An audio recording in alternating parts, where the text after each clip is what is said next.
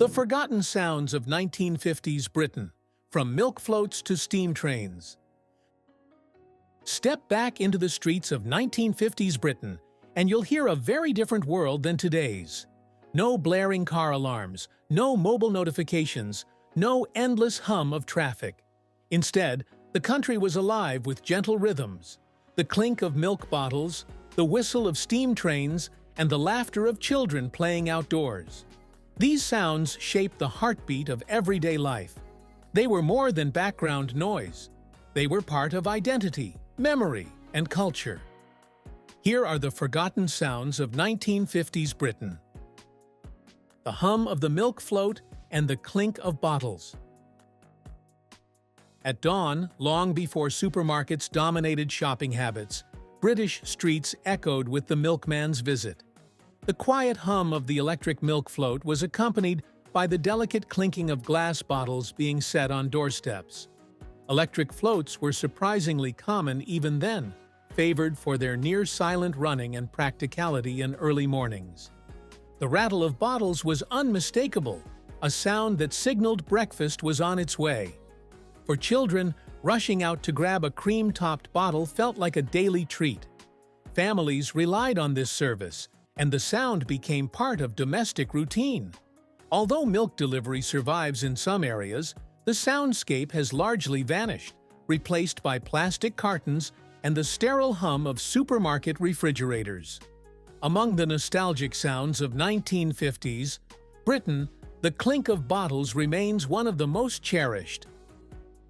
Steam trains, breathing across the countryside.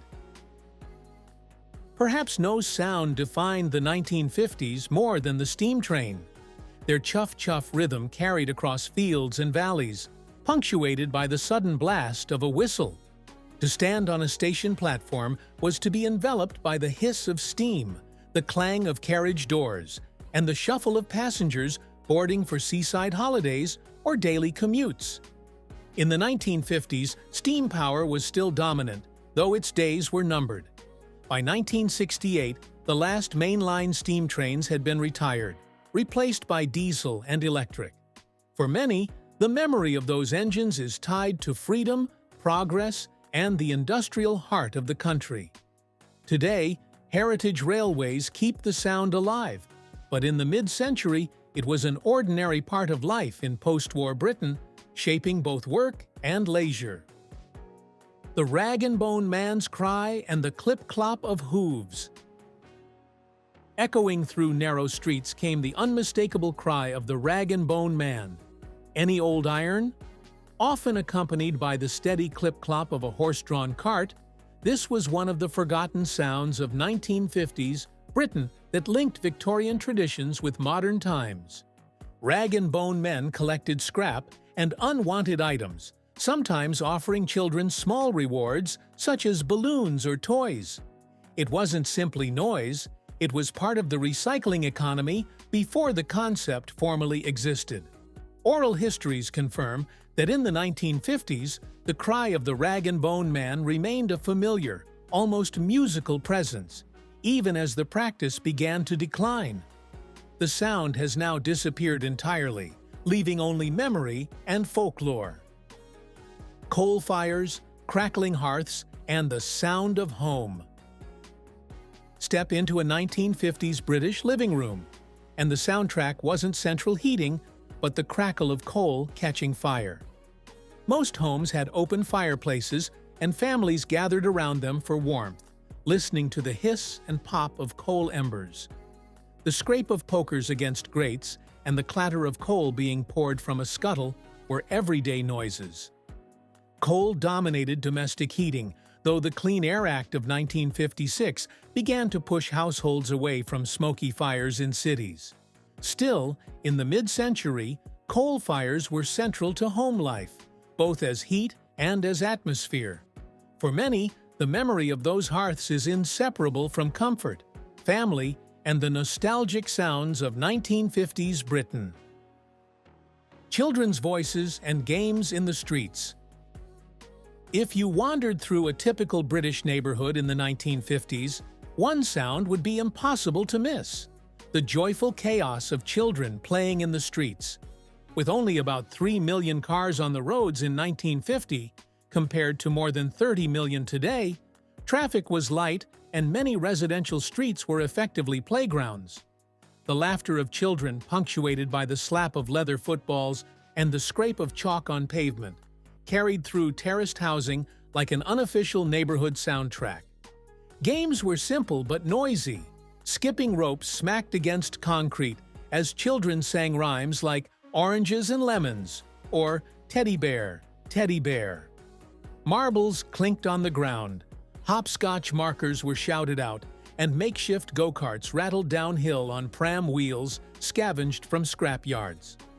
The play spilled into every available space, from back alleys to corner plots, with older children inventing games of chase or cricket, their voices echoing until dusk. Evening brought its own soundscape. As the sun dipped, mothers' voices rang out, calling children home for tea. For many, this moment marked the end of freedom and the beginning of family time.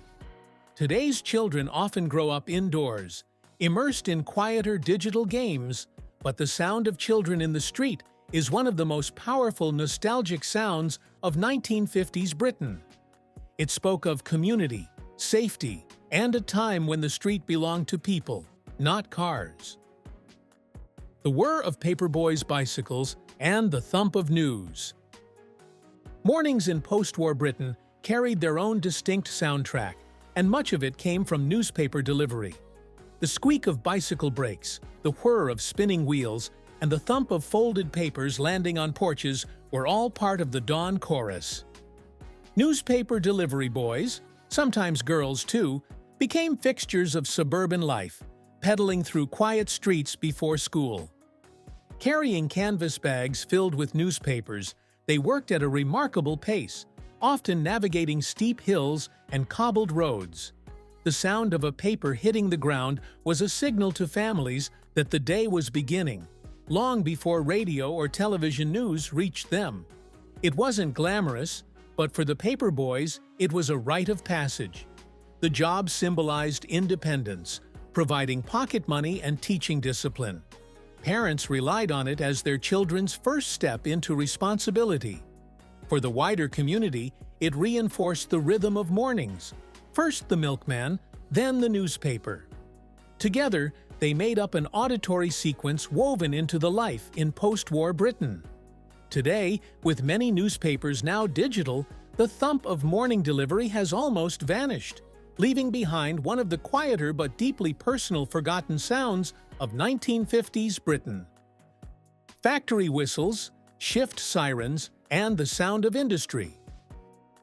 If you grew up in an industrial town in the 1950s, your life was governed by whistles and sirens. These were not just workplace signals, they were community markers. The sharp blast of a factory whistle or the wailing rise and fall of a siren carried across entire neighborhoods, telling everyone it was time to begin or end work. Workers in shipyards, textile mills, and steelworks timed their days by these sounds. Families often structured meals around them, wives starting to prepare dinner as the afternoon whistle blew, children knowing when their fathers would return home. The sounds were so integrated into daily routines that silence, when it came during holidays or strikes, felt uncanny. This was the soundtrack of a nation built on heavy industry. The industrial sounds of Britain's past were more than noise. They were symbols of collective effort, of towns bound together by labor. By the 1970s and 1980s, as industries declined, these whistles faded, replaced by quieter workplaces or by nothing at all. But in the 1950s, they defined the working-class soundscape, and their memory lingers as one of the most poignant nostalgic sounds of 1950s Britain. The BBC Home Service and the crackle of the wireless. Long before television dominated living rooms, the wireless radio filled the role of entertainer, informer, and companion. Switching it on brought an immediate series of sounds. First, the low hum of valves warming up, then the faint crackle of static as dials were adjusted. Finally, the clipped and reassuring tones of a BBC announcer floated into the room. The BBC Home Service, later transformed into Radio 4 in 1967, delivered news, drama, and entertainment. Shows like Children's Hour and The Archers, which debuted in 1951, became household staples. Families often gathered around the set, the sound uniting everyone in the room in a way television later would. The wireless wasn't just about words or music, it was about texture. The slight fuzziness of voices, the static interruptions, and the richness of analog sound made it deeply personal.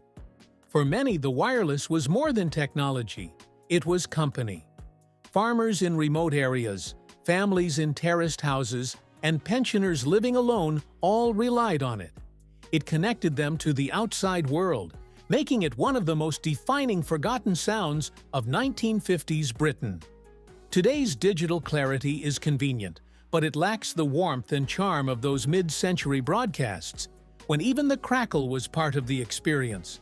The forgotten sounds of 1950s Britain, from the chatter of children and the thump of newspapers to factory whistles and the wireless crackle, remind us of a slower, more human-centered age.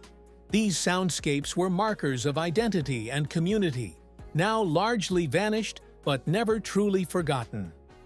In memory, they still echo. Thank you for watching this video. Please don't forget to subscribe and turn on the notification bell.